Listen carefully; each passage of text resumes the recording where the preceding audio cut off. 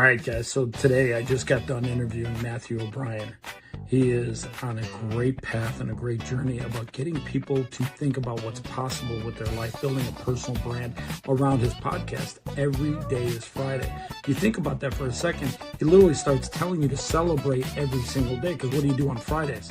You celebrate your life.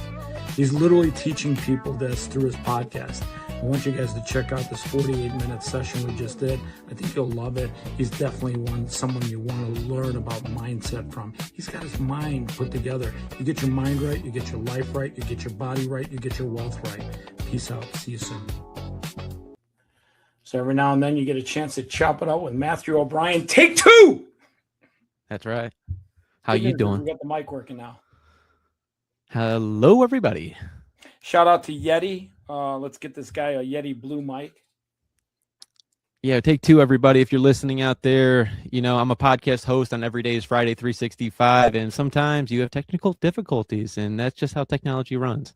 Plow through that. Plow through that. Get your mind right. You know what? Bump in the road, no problem. Big mountain, no problem. Over it, under it, around it, through it. Let's get to it. Did you ever read the book Rhinoceros Success? I have not. Listen to me carefully. You can get the audio version, I bet. Go to Amazon, buy it. It's like $9. 65 pages. Maybe it's more now. It will teach you the greatest lesson of your life. You know what a rhinoceros is, right? Yes, I have not done too much research into them, but yes, I do. So they're basically dinosaurs. They've been around since the dinosaurs. And, I mean, we better stop killing them off, too, because I'd like to keep them around. But rhinoceroses have their eyes on the side of their heads. They can only see this way.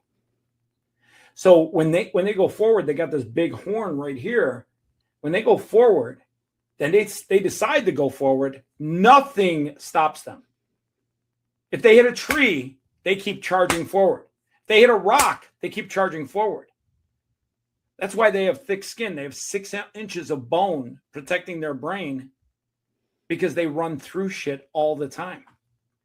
One of the things about the book that really affected me in a good way is I learned so much about reading about rhinoceroses that I started realizing I need to live my life like a rhino. That when I decide to go forward, I don't stop. I don't quit. Just rhinoceros success. Just like me, just hit record. That's how I started my podcast. Exactly. Hit record and find the microphone that works.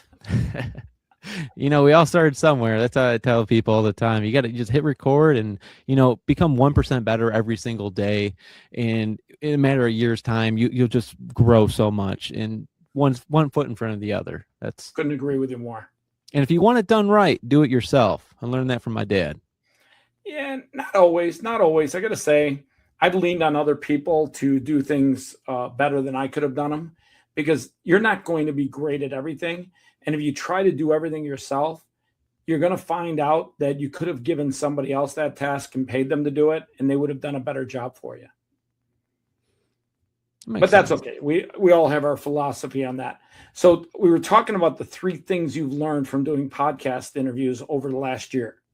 And you were telling people before the mic gods took away your voice. Yes, I was. And I was mostly telling people that, you know, everyone has a story. Everyone has a why. And if you can pull that why out of people, they get emotional at times. And when they get emotional, you have to sit back and let them just talk. With me in podcasting, I learned to ask a question, sit back for at least 7 seconds, and let the people talk, because you're not going to learn anything if you're the one talking at the end of the day. So you learned how to shut the fuck up. Basically. And just ask good questions. Ask who, what, where, why. And mostly the why behind stories and why they're on this journey. Has podcasting connected you with people you otherwise would have never met or gotten to know? Oh, most definitely. I've interviewed you just a few minutes ago, and this interaction alone has changed my perspective on a lot of things on life. So, you know, I highly recommend people, if you want to start a podcast, just hit record. And it's difficult. It really is difficult to do something out of your comfort zone. But as you get more into it, the easier it gets. I agree. Like anything, it takes practice. Practice makes perfect, but no one's perfect. I'll tell you that much. Even I make mistakes. So if you could interview any 3 people in the world that you've never interviewed, alive or dead, who would you want to interview? Jesus. Jesus. What would you ask him?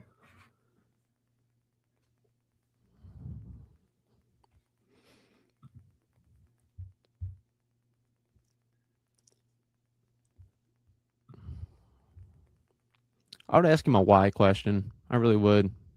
I would ask him why would you make people the way they are? What do you mean by that? We're all different at the end of the day, but Yeah, I want to know God's gift to us was free will. We are who we are because God gave us the gift of free will. God didn't make us who we are. He gave us the freedom to become who we are. and create our reality as it is. Yeah. Everything you do in life is because of you. Everything that happens to you in life is because of you. You know, people all the time say, "Oh my God, I'm not making enough money." It's because of you. "Oh my God, I won the lottery." It's because of you. You bought the ticket. You didn't put in the work to become wealthy. Whatever it is in life, if you're overweight, it's because of you. If you're in great shape, it's because of you. When people take ownership of who they are, both the good and the bad, taking ownership makes you rich. It makes you mentally rich. It enriches your mindset. You become rich because of that mindset. Yeah, life is pointless unless you give it meaning, positively or negatively. Well, I don't know about the negatively. I mean, I'm just saying people in general do that. Yeah, I think so. But I know a lot of people overdwell on the negative things in life. I mean, I watch people that are blind because of a stroke live unbelievable lives. I watch people that are perfectly healthy complain about everything in their life.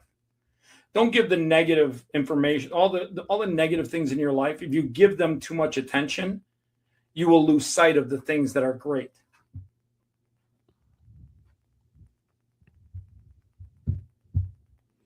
That's my opinion.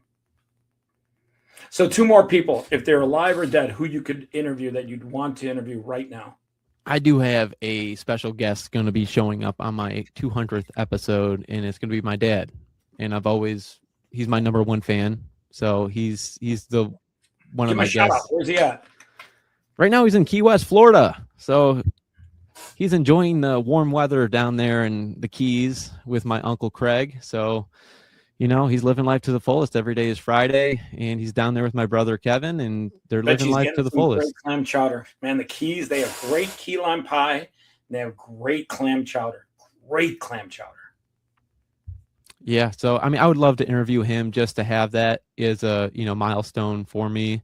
He's my number 1 fan. He watches every one of my podcasts. He's my motivator. He gives me ideas. He tells me to interview this person, to reach out to that person, and he watches fully every one of my episodes. So having someone like that in your corner, it means a lot to me, and he's my best friend. So let me ask you a question. What if you and your dad flew to Austin, Texas on the 21st of this month on a Saturday?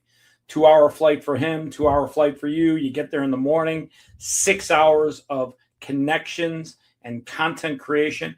And then I gave you the stage to interview your dad live in front of an audience of very successful people or entrepreneurs that are trying to be successful. I would love that, but I don't know if I could pull that out of him. Oh, listen, you already told yourself you don't know. You know how you find out? You find out by asking him. Say, "Dad, I want you to get on a plane. You're going to land in the morning. You're going to go home in the evening, and you're going to have barbecue with me." The podcast is just a surprise. I'll try to pull that out of him. I'll see what I can do. I'll it doesn't hurt to try. $150 ticket for him. He flies in. He gets great. I mean, who doesn't like barbecue? And you know what the barbecue's like in Florida? It's horrible compared to Austin. Horrible. Yeah, that's true. You know how flattered he would be if you did an interview with him for a half hour in front of a live audience? It'll be pretty special for me. It's more about him and his health to get there. What is it? Is he dying? What is he alive? Has he got legs? He got legs. He's still good. He's still going, but it's more of And like just motivation for him to get going and get in there and stuff it's like a that. chance to have barbecue with his son. I know, I mean, I know. It's I'll like be pulling honest with teeth you. sometimes. I don't care how old you are. Somebody offers you barbecue, good barbecue. That's something worth going out for. So the third guest, you want to know it? You really So want to know Jesus, it? your dad, make it somebody that's alive and kicking, please. Well, I've always been a fan of David Goggins. He's been motivating You want to me hear something throughout my crazy? life. He lives 4 miles from my house. Really? I see him every now and then at the Whole Foods. Shout out to Goggins. Yeah, he's one of my milestone. I would love to interview guests on my show because he's just having that mindset. He was probably the first one to have that mindset. I actually saw that you can achieve as long as you put yourself in that situation of not giving up. Because I'm always in the room. I'm always in that mindset of I'm the hardest worker in the room. I'm never gonna let anyone outwork I me, got news for you. even if Goggins they is have the more hardest talent than worker in me. every room. That guy works hard. Oh Like yeah. he runs 100-mile marathons like it's nothing. Like he's a beast. He's a beast. He's an animal. He's a guy that everyone should look up to at the end of the day. And I know he doesn't want that. That's the special thing about him. He doesn't want any of the stardom. He just wants to share his story and write his book. He wrote his book. That was a deep book for me after I read it. And he has a story that everyone should really follow about how he became a Navy SEAL at the end of the day. Who's gonna carry the boats. Well, not only the crazy thing about the Navy SEAL part, but he literally changed his physiology and his mindset. His mindset allowed him to change his entire life. He made $30 million on the day he released his first book. That's how popular his sales were. That's impressive. Very impressive. Why do you think people bought his book?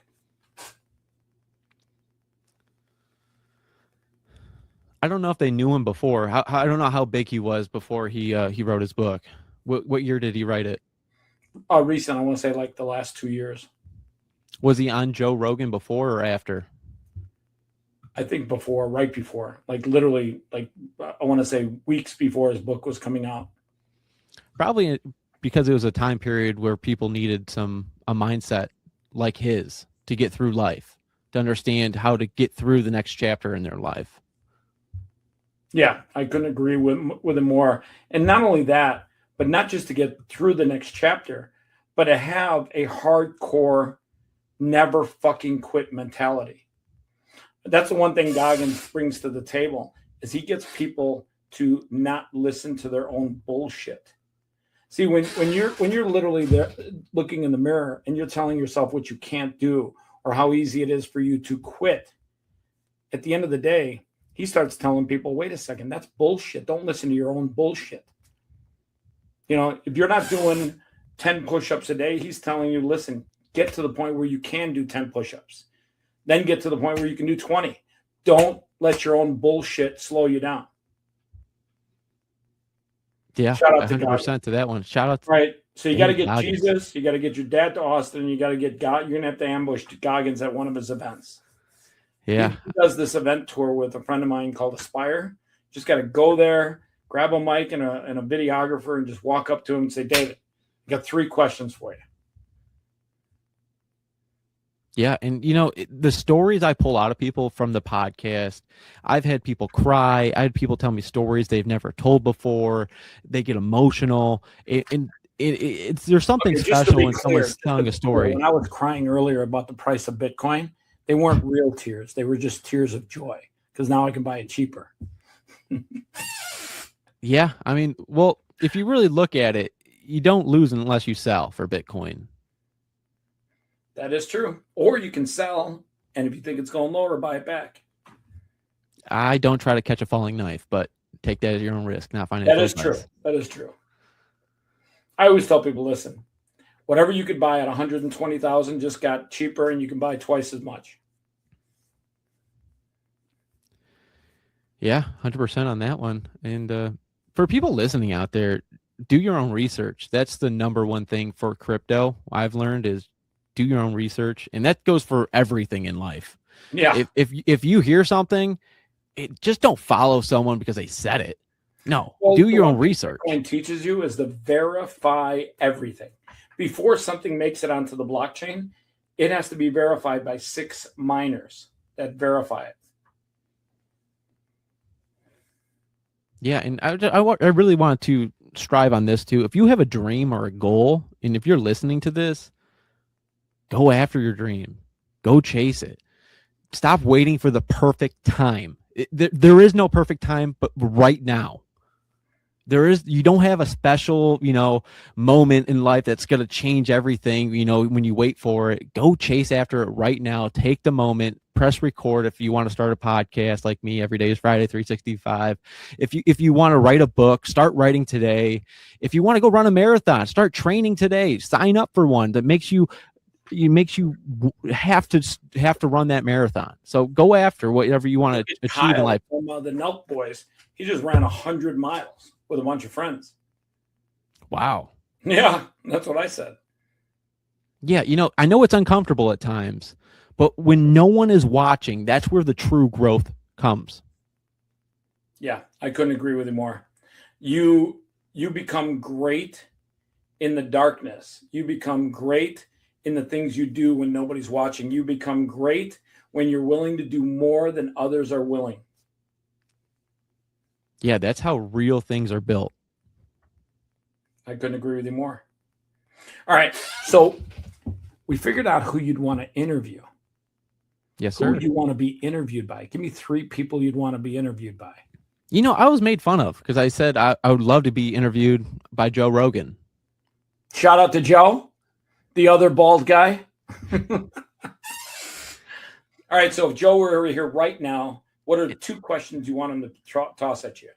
I've always thought about this because, I've always would ask him questions because I want the listeners, because really, I want them to get to know him a little bit more. And, I thought about the questions, I don't want to ask him something like, what was something significant from your childhood that shaped you into who you are today? Because he would say, martial arts and stuff like that. But I really want to dive into the why. The why he's doing what he's doing, but then the why is just he started in his basement or he started, in the studio. And he just wanted to become better, 1% better every day. And it was a long journey, like you said, for him. Well, his podcast didn't take off for 9 years. Yeah. He just basically did podcasts because he liked talking to people. All right, 2 other people that you want to be interviewed by, them tossing you the questions. I know it's hard to believe you're getting interviewed by me tonight. I get it. I would probably say Gary Vee. He's motivated me through Gary Vaynerchuk. Yeah. He's the one that really kind of taught me just press record. What question would you want him to toss you? He would ask me about my personal brand and how I'm going to grow it. My clothing brand, especially. Every day is Friday 365 on Shopify and Etsy. It's one of those things that the podcast takes so much of my time, but he'd be like, no excuses, keep going, keep grinding. I know you work, 50 hours a week. It doesn't matter, stuff like that. And I put on a full podcast, 2 podcasts a week. I do shorts, I do edits and, certain things like that. And, I know the questions that he would be asking me and I know the answers, but it's more of taking action, finding time and to actually achieve them. I have big goals I'm trying to achieve here. I'm writing a book as we speak and, there's lots of things, but you only get so many summers in a lifetime, as you know. And you got to take full advantage. If you're not using AI to leverage yourself right now like crazy, that even writing that book can be done much quicker with AI. All right, 3rd person you'd want to interview you. You got Joe Rogan, Gary Vee, 2 solid guys. Who's the 3rd one? Ooh, that's Chris Williams. Not sure I know who that is. Who is that? Oh, he's a podcaster. He's probably top 10 podcaster in, I don't know, United States, but in the world, maybe. I don't even know because I know he's a global. He's but Chris Williams. Great. What would you want him to ask you? Basically about my journey. My journey. I don't come from anything special. Basically, I found out who my true friends were when my house burnt down back in 2017. and who your true friends and family are at that point. When you lose everything, you find out who you really are and who your friends are. I bet you found out for who your real insurance companies are also too. Like, you couldn't be more right on that one. I'll give you an example. I had a failing pancreas diagnosed 10 years ago, and I had United Health that I paid for years. United Health, 6 months. They gave me a 6 months termination letter. We're no longer going to be your insurance company. You got to find somebody else. I asked them one question: why? You're too high of a risk. Wow. I know. I bet you when your house burnt down, you were like, what do you mean I'm not covered for this? What do you think? What have I been paying for insurance for? Oh, there were so many people coming out of every direction trying to buy my dad's land, and probably they're trying to as my house was burning down, they were trying to get my dad to sign a piece of paper, trying to put up a fence around the house that was $10,000. As his house is burning down, he's trying to putting a piece of paper in front of him, sign this paper, saying that you're going to put up a fence to keep everything, protected, and stuff like that. And my dad goes, whoa, give me a second here, And then we put up a very cheaper fence to keep everything protected. But then, there's lots of companies out there. They're like, oh, we can wipe down all your photos for this and this and this, and it won't have any smell on it. And in the insurance company, they don't want to pay out, it's all percentages, and it's very, very manipulated insurance. I had somebody break into my house 3-4 years ago, and I got to give them massive credit. USAA Insurance, phenomenal. They settled it. They paid me everything. They replaced, most of my equipment that was stolen. Phenomenal insurance company. Love everything about USAA. I love that. I love that. United Health, whole different story. Fuck United Health. Fuck all the health insurance companies. Yeah.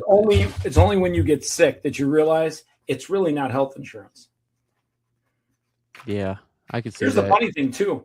When I lost my insurance, things that I used to go to the doctor for that were like $1,500-$1,800. And when I told them, hey, I'm paying out of pocket, what's your out of pocket price? Oh, that's $150. I'm like, what? Wow. Insurance companies are a huge scam in America. Yeah, if you think about it, every single house has insurance. Every car has insurance. Oh my gosh. And they only pay out for, when one house burns down, or four houses in the city, like every so many years. There's so much money. Insurance is a little different than health, but health insurance in America, I mean, it's funny because my friend is a doctor, and, he may bill out $1,500, but the insurance company is going to take like 18 months to pay that bill. And then they're going to slowly, negotiate them down. So they're going to only get maybe a third of what they billed out. And my buddy, he's like, it's insane. We have to like beg to get paid.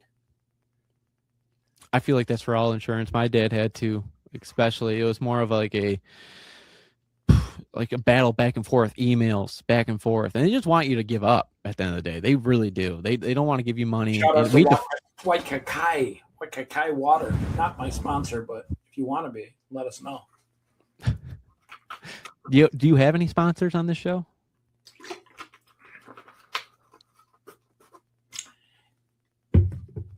Yes and no.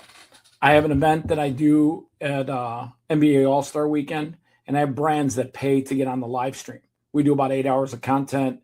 So yes and no. Not like a full-time sponsor where they say, hey, we're the sponsor of, Chopping It Up with Chris Champion. Hopefully buy our bobblehead. Shout out to the guy that made that bobblehead.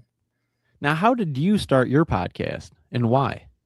So in 2024, when we saw the election, Trump did like 150 podcast interviews, and Kamala did 3. And I noticed that was a big deal. People got to know Trump. The media no longer mattered. People watched him interview for an hour, 2 hours. Joe Rogan, he did for 3 hours. Now, I'm not doing 3 hours with you because I'm going to go to the bathroom after drinking all that water. But it really dawned on me in 2024 that podcasting was the best long format media out there. So I literally went all in on the podcasting, built an AI platform that gets people booked on podcasts, doing all kinds of tools around podcasting, have an AI tool that literally text messages all your clients when you do a podcast, gives them contact information for the person you interviewed. I'm basically creating a connections community. And I've been doing it now for a year and a half, and it just is the best decision I've ever made. See, I did it because I love listening to people. I love diving into their stories and experiences. I've always wanted to do it back in 2018. I didn't have the, proper, I don't want to say gear, but I wasn't in the proper place, as in like housing, I didn't have the, wasn't the right timing for me. And then I just jumped into it when I was, when I really wanted to get into it and start. And, I'm going to tell everyone out there, do not just say, hey, me and my friend, we're going to start a podcast together and, we're going to do this episode. No, it's on you. It's on you to do it. Don't rely on a friend or someone else to be on your show every week, because a co-guest does not go that well. I'll tell you that much. That's the best thing I've heard, because most people that want to do a podcast, they want to like have somebody to hold their hand. Yeah. And two people don't end up long-term. And by the way, your podcast is your brand. It's always you. Like, it's the Joe Rogan experience. It's chopping it up with Chris Champion. It's the Theo Champion experience. It's the every day is Friday 365. Yeah, exactly. It's always your personal brand. It's always you. And I've seen podcasts where they've got, partners and stuff, and those are great for a while. But long-term, it's your brand. It's who you are. People want to get to know you. They want to be entertained by you. They want to be educated by you. Just one of the 4 little angels that God sent me. This guy, every now and then when I do a podcast interview, he wants to jump up and he's like, listen, could you just give me some attention? I actually got my little angel right over here. Let me grab her real quick. Uh-oh. Look who's there. Look right there. Yeah. Uh-oh. What's this? Oh, that's a cat. There's a kitty. Where's the kitty? This is Snickers. Kitty right there. What's his name or her name? Her name is Snickers, and I rescued her, and she came to my door, and I asked my dad, I go, hey, can we keep her? It took a little bit, but how did she come to your door? She was a stray cat in the beginning, and then little by little, I kind of told my dad, she kept on coming back. It's tough to say no when it starts getting cold here in Michigan. Listen, I got news for you. That's an angel. God sent you that angel to watch over you as you watch over her. Yeah. I'm watching over her right now when my dad's in Key West. I think she looks pretty good. What is she like? She looks like she's 3 or 4. She looks pretty young. She's a little bit older. She's about 7 or 8. Think so? Yeah. She's a thick girl too. I don't know. She's not that bad. I've seen fatter. My buddy's got a cat, and I'm not kidding you. It's a tabby, and that thing weighs a solid 30 pounds. Like, that's a big fat cat. And with a calico cat like this, I don't know if all calicos are like that, but almost all calicos are girls, except for like 1%. There's like 1% is a boy. But this one, I mean, you can hold it like a baby, rock her back and forth. Yeah, and she loves the attention. Most cats aren't like that. I bet you at night when you go to sleep, she comes on the bed and just wants to be by you. Yeah, always. I got 3 little guys that at nighttime, they all find their spot somewhere on the bed. And this guy in particular always finds himself underneath the blanket right next to me. Yeah, but you have 4 of them, so how do they all get on the bed? Well, the big guy we don't let in the room because him and the little guys might go to war. Hey, by the way, when are you coming out with the Every Day is Friday hockey jersey? I love that. I love that idea because, I have the nice Hawaiian shirt, and I have a whole bunch of t-shirts, sweatshirts, koozies, stickers. And the hockey jersey would be a good plus, I think, in the Every Day is Friday catalog, because I do have a bikini line as well coming out. I mean, I can't help you there, but I can help you make some jerseys that are killer. Like, I mean, have you ever seen a more angrier what is it? What's this thing called? Honey badger. Like that's a badass honey badger right there. And I'm from Michigan, and the Michigan Wolverines are the honey badgers. Are they? Yes. I thought they were Wolverines. Oh, maybe you're right. You're right. My bad. No, My bad. My bad. Everyone from Michigan, my bad. Yeah, I was gonna say, I thought they were Wolverines. No, honey badgers, they're kind of like possum, but they're just so fearless.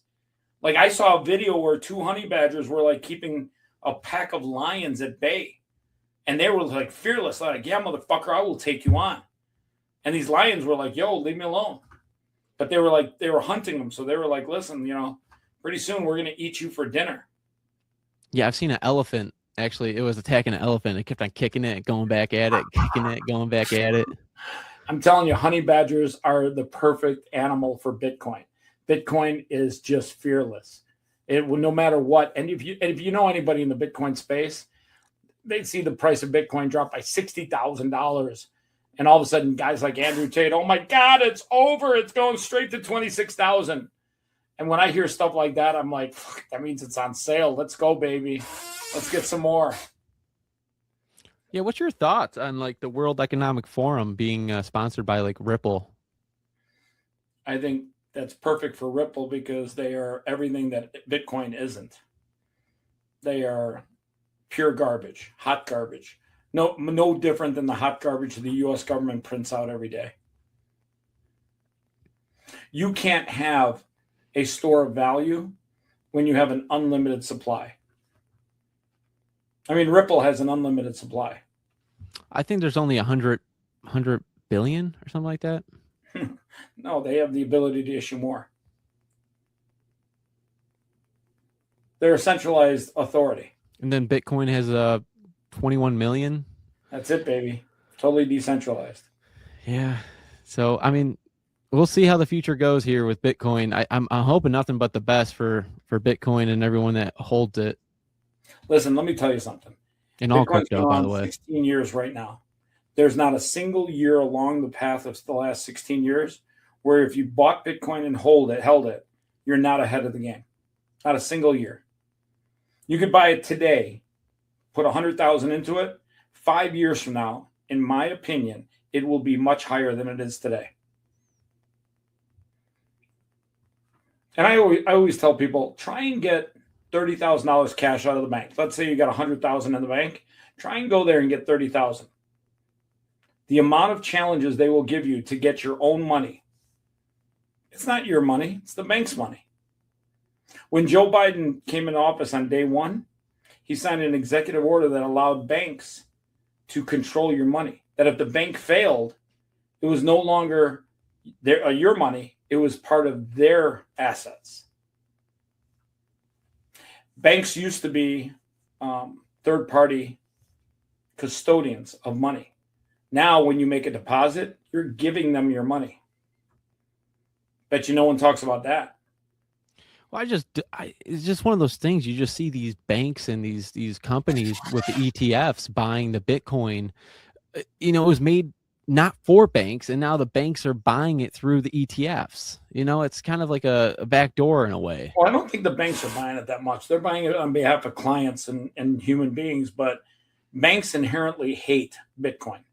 Bitcoin is everything that the banks are not. Banks are strictly a Ponzi scheme.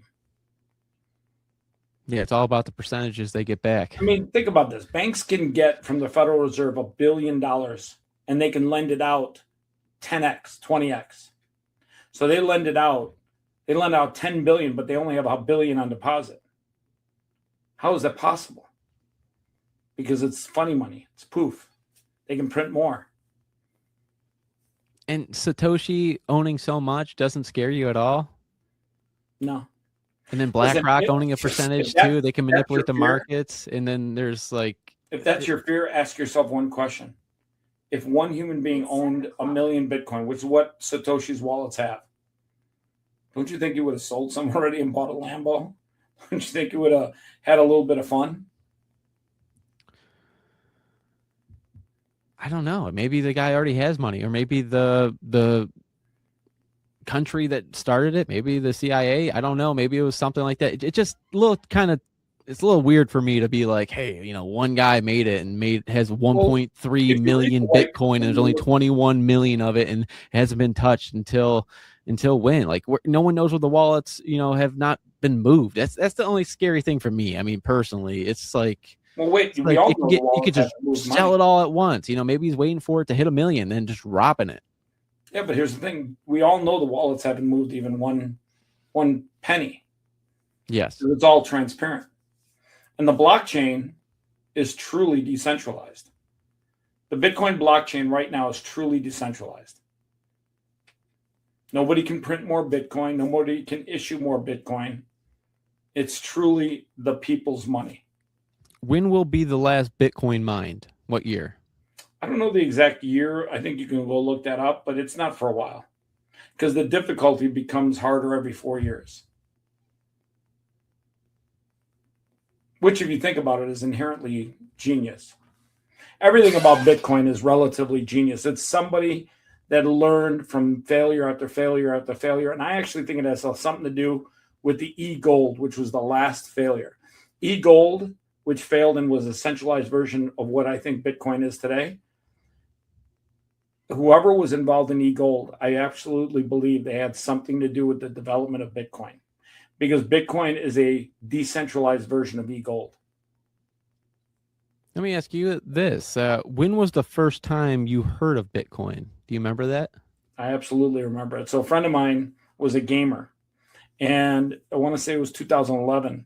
He was driving me fucking crazy because he wanted to buy skins for his game. He played World of Warcraft. Have you ever played that game? And he literally asked me, because he couldn't buy Bitcoin because he was in Israel, to buy Bitcoin and send it to him so he could buy things inside of his game. So I'd buy it for him. He showed me how to set up the wallet and I'd send it to him. He stopped playing, but I forgot that at one time I noticed it was going up in price. I bought like $400 worth of Bitcoin and just held on to it for him. Well, for a year and a half, he didn't do anything. And he didn't need any Bitcoin out of the blue. And one day I walked by the TV. It was like 2013. I see this girl on CNBC. And in other little known news today, cryptocurrency Bitcoin reached $164. I'm like, what the fuck? I was like, what? So I had a large amount of Bitcoin. And I said, well, wait a second. This only makes sense if I can cash it in. So I sold some on Mt. Gox, and then I had them send it to me through Venmo, which was fine until Venmo cut me off. But I was getting like $5,000 a day out of my Venmo from selling Bitcoin.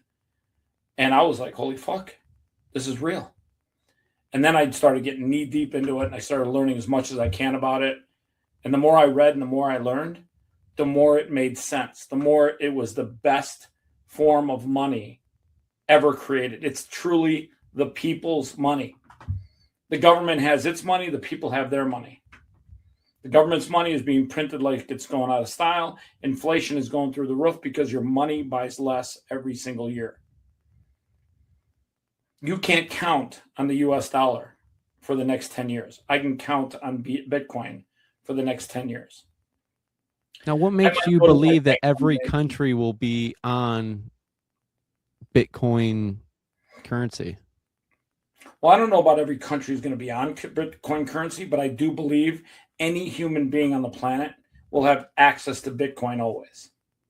I don't care if it's Africa, Illinois, Russia, Germany. Bitcoin is the people's money. It's not countries' money. And to be honest with you, you don't want to have anything to do with countries' money, because politicians are inherently greedy and corrupt. And those two do not make for a long, healthy currency. So it's a true currency backed by the people. It's a true currency for the people. It's a store of value. It's a better store of value than any other currency ever created by mankind, ever. And that's the thing too. It's a store of value. It's a real store of value. It has a limited supply. You want to store value in dollars? Sure, go stick $100,000 in US dollars 30 years ago. Today, that same $100,000 it required more dollars to buy the same things. You want to buy a car 30 years ago, cost you maybe $1,000. You want to buy a car today, might cost you 60, 70 grand. My buddy just bought a truck, and it was like 85 grand. It's a nice truck. But I remember back in the day, 30 years ago, you could buy a truck for a lot less. Now you have to ask yourself, what happened? Did trucks become more valuable? Maybe a little bit. Or did the dollar become more plentiful? So is there a way to buy a truck with Bitcoin? Easily, all day long. Yep. Many services that do that. You can even borrow against Bitcoin and give the truck dealer US dollars and then not even have to sell your Bitcoin. Do what the rich do. Just take a loan against their assets. Yeah, it's literally the best way because you never get hit with capital gains. I mean, that's what Elon Musk did to buy Twitter. He did that, but he also had some other investors buy Twitter with him. Mm-hmm. And thank God he bought it, because I got news for you. Without Twitter, the world would be a much worse place. Elon Musk is the greatest human being on planet Earth ever. He has done more for humanity. Electric cars, Neuralink, rockets his rockets in the last 5 years have done, I want to say 60 or 80% of the space missions in the world. I mean, that's just amazing. He really is going to take a rocket and go to Mars. In fact, his big thing I want to say in 28 is he's going to send a rocket to the moon and create moon bases so that the moon can be a pit stop between here and Mars. Yeah, I think he's going to colonize it with some robots from Tesla.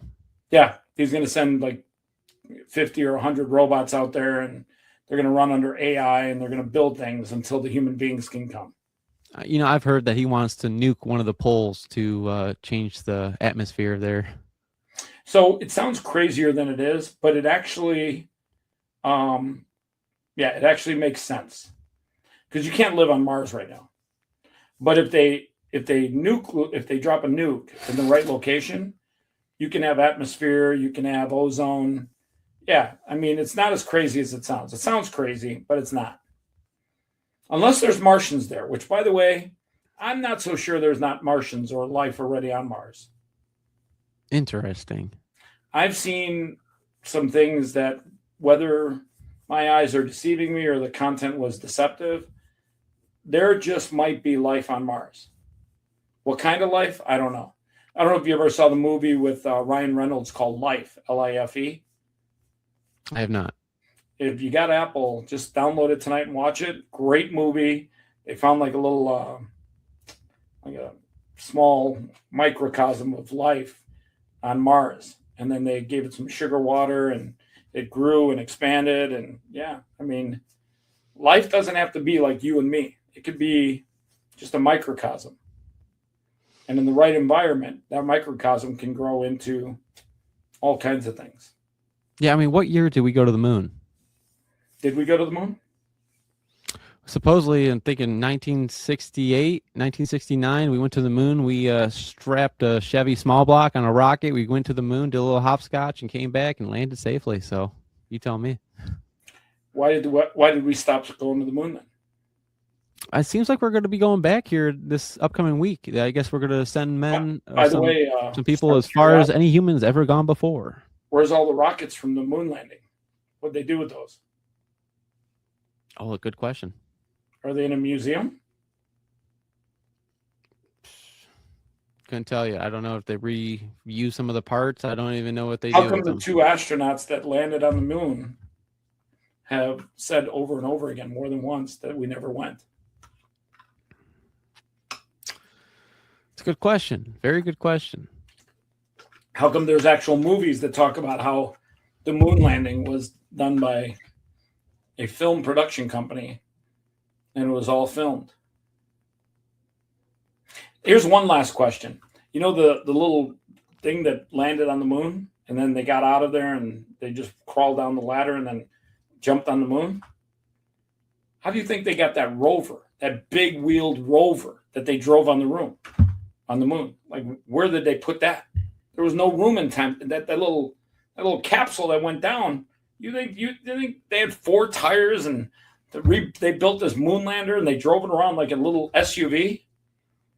Like I always tell people, like, you look at that capsule, where did they put 3 human beings and an SUV? Where's the SUV and the big tires? Well, I always say, like, the moon, you look at it and you can see it so clearly. Why can't we see, like, some of the stuff we've left there? I mean, we've got satellites. We've got telescopes that can literally see everything on the moon. Now, here's a question. Here's a real question. Why aren't people more interested about why China is already on the moon right now harvesting? I want to say it's called lithium-3. I might be wrong about the name, but China's got teams going back and forth to the moon with a precious metal called lithium. I think it's lithium-3. And by the way, they're doing it on the dark side of the moon, which makes it hard for the U.S. to see what's going on.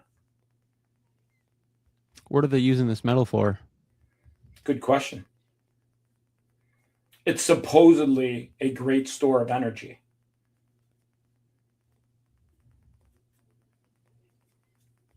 Where do you see humans going in the future? Do you see us all becoming one united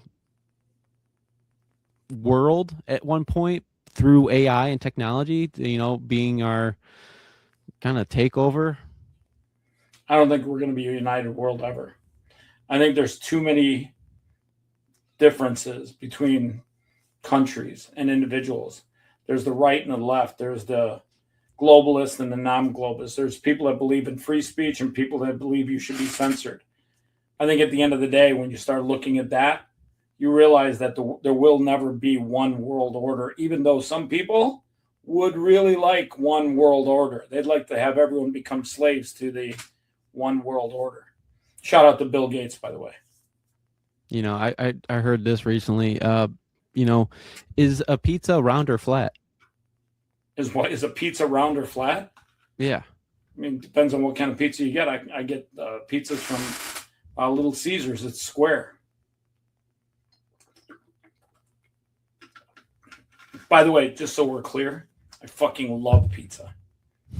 And I'll be honest with you, Little Caesars, that's a good pizza. Maybe not a great one, but it's a good one. Sam's Club, great pizza. You go to Chicago, you get some good pizza. New York pizza, not a big fan. Too much grease. I don't know what it is, but not enough stillness in the crust. Crust tends to flatten out. You have to fold it just to eat it, and then when you fold it, the grease strips out. Yeah, I'm not a big fan of New York pizza. I'll try some Detroit style pizza. I mean, Little Caesars, Detroit style pizza. I fucking love that shit. Yeah, I take my dogs to a groomer, and I buy the groomer and their staff, the whole team, Little Caesars, because Little Caesars is right down the way from them. Every time I treat them with Little Caesars, I grab a slice myself, and I'm like, damn, this stuff is still fucking good. I like Jets. You like what? Jets Pizza. I don't know if it's a franchise over by you, but Jets Pizza is pretty good. What kind of pizza is it? A deep dish, turbo crust. Oh, fuck, I love that shit. I love deep dish, especially when the crust is like well done. Like I like crust. What type of toppings? I mean, I can go all over the place. Most of the time, I just like vegetables.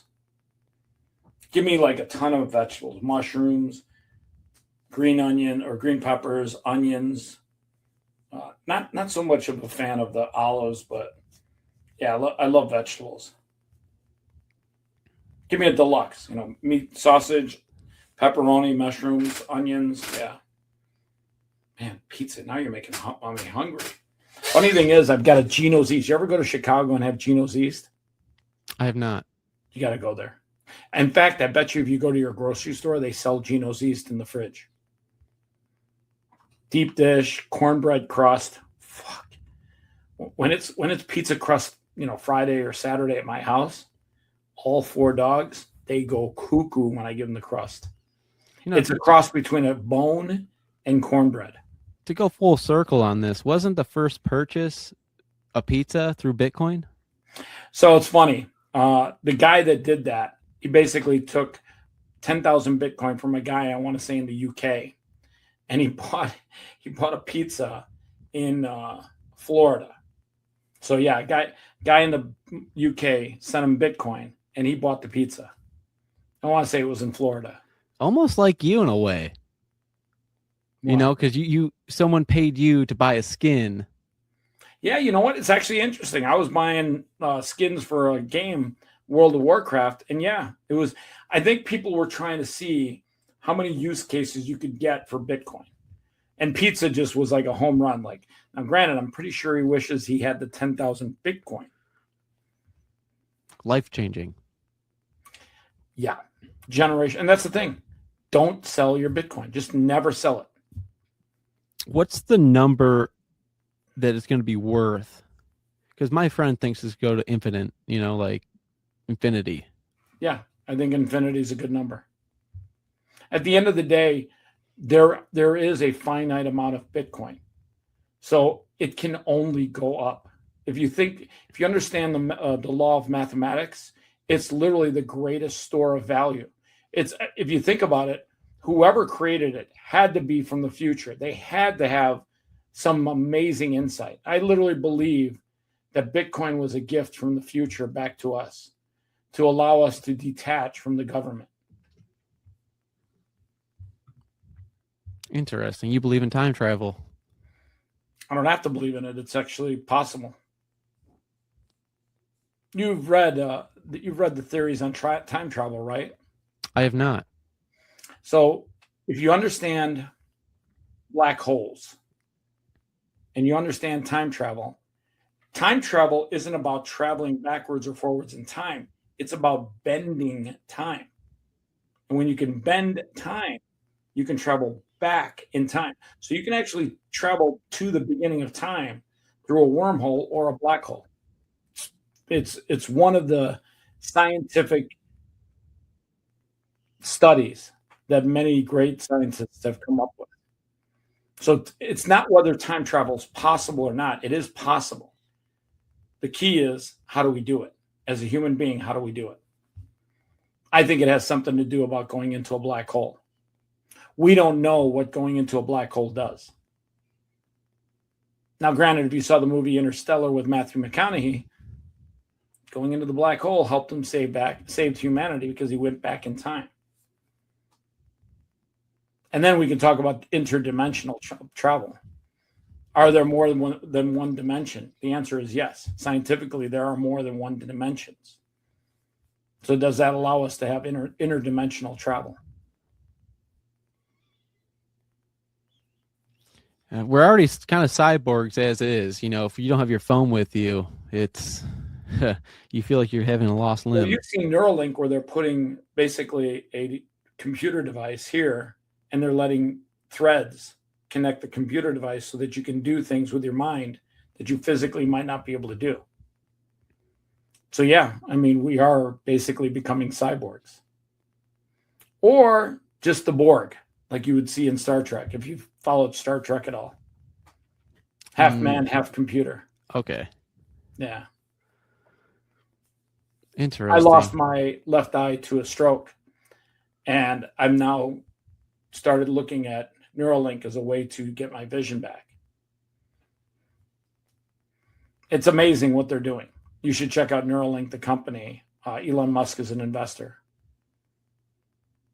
Yeah, what are they doing? They're like curing blindness, and like if someone having vision problems, they can cure that too. Like, I think they're giving people that are fully paralyzed the ability to do things with their mind that they physically couldn't do with their hands or their arms or their legs. Yeah. They're doing amazing things. plus you're gonna have the internet inside of your head, so I mean, it's gonna be hard to compete with someone with Neuralink in them. True. Very true. I mean, we did a little bit of fun with my AI agent earlier, and you know, when you can ask an AI agent to do something for you and later it comes back with the answers, I mean, that AI alone is insanely impressive. But when you had the whole internet inside of your head, man. Well, you don't need the whole internet. What happens if you could just have Neuralink access information for you that you would otherwise have to look up with the hands and fingers. Yeah, where does it take humans in the future? Out of a wheelchair, that's for sure. I think Neuralink and technology helps people live better lives that have been hurt in ways that you can't even imagine. Yeah, there's a lot to this world that I just don't understand why we don't all have Wi-Fi for free. You know, it's like some things like that. It's like we should have Wi-Fi for everyone easily right now. Well, that's Starlink's vision. They're able to give you Wi-Fi at the top of Antarctica and in the desert of Africa. So yeah, we're getting there. And we're getting for there free though. That's the thing. Everyone always money grabbing, you know? Well, I don't think there's a different, I don't think you can say free, because everything has to have value. Yeah, everything has to have value to be created. So everything has to have a price tag. Your time has to have a price tag. You're never going to get that time back. Yeah, time is probably the most valuable thing we got. Yeah, think about this. How many people have you interviewed over the last year? 150, right? Yes. You think those people would pay $30 to get a link to this podcast episode along with all my contact information so that they can create a connection and maybe do business with me? I could see that. There you go. Your time can be monetized through technology.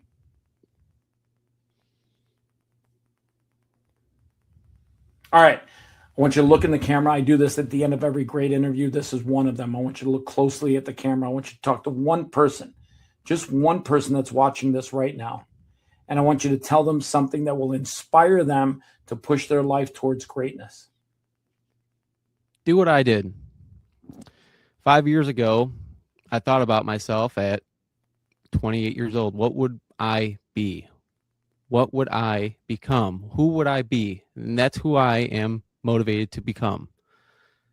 Go towards your vision of who you want to be when you're 28 or 5 years out, because you have a goal chasing towards your goals. And look in the mirror, feel it, believe in it, taste it, see who the man you are and you want to become. Make every day count. Make every day count. He is Matthew O'Brien. He's got a great podcast. His head is screwed on tight. He's got the right mindset. He's got a cool cat. Every day is Friday. Every day is Friday, 365, right? Yes, sir. He's coming out with a kick-ass line of hockey jerseys, right? Yes, sir. He'll be down in Austin on February 21st, right? Yes, sir. I mean, if you tell yourself you're going to be there, you're going to be there, right? Mindset is so powerful, and just put one foot in front of the other and go towards your dreams and go chase them. That's what it's all about. Do a one-on-one interview with your dad down there, right?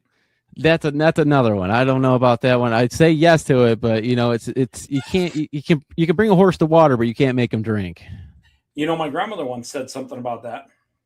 She said, you can bring a horse to water, and if he doesn't want to drink, you can always shove his head in the water.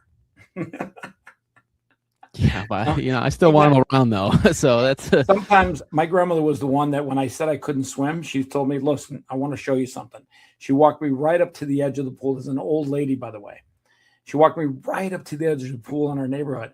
And she said, look. And I said, what? She said, look. And she told me to look down, and I could see the sign that said 3 feet 2 inches. And I was like 4 feet at the time. She said, what does that say? I said, 3 feet 2 inches. And right after I said the word 2 inches, she shoved me into the pool. And I started flapping around, but all of a sudden my feet were at the bottom. And I was above the water. And she said, now you can swim. And she walked away. So sometimes you don't have to just lead the horse to water. Sometimes you just have to shove them into the pool. And just press record. Exactly. Or just say, listen, Dad, I got 3 questions for you. Anyways, I had a great time chopping this up with you. My team's going to get this in post-production. I think you'll absolutely love it. Make sure everyone go follow, share, and keep that Every Day is Friday mindset going. Stay inspired and make every day feel like Friday, everybody.